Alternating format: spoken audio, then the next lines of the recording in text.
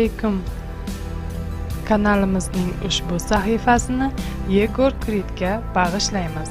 Marhamat, tinglang.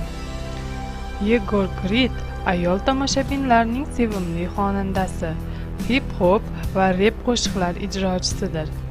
20 yil davomida Yegor Rossiya hip-hop sahnasida eng mashhur ijrochilardan biriga aylandi. Ishlab chiqaruvchining yorlig'i Black Star. Mashhur va iqtidorli xonanda Yegor Krid Penza shahrida 1994-yil 25-iyunda tavallud topgan.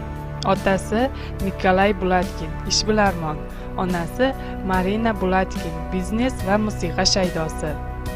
Yegor Krid 2012-yil mart oyida Star VKontakte tanlovida ishtirok etib, eng yaxshi hip-hop loyihasi g'olibi bo'lgan.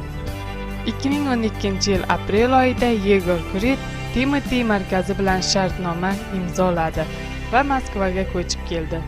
U yerda o'qishga kirdi. Yegor Krid yilning eng yaxshi qo'shig'i hamda Banan TV mukofoti sovrindoridir.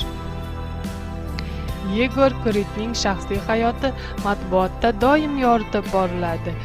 Yegor Kridning qiz tanishlari haqida turli mish-mishlar yuradi. Yegor Krid 2015-yilgacha 4 ta mukofotga sazovor bo'ldi. Yegor Krid Xabarovsk shahrida konsert berdi.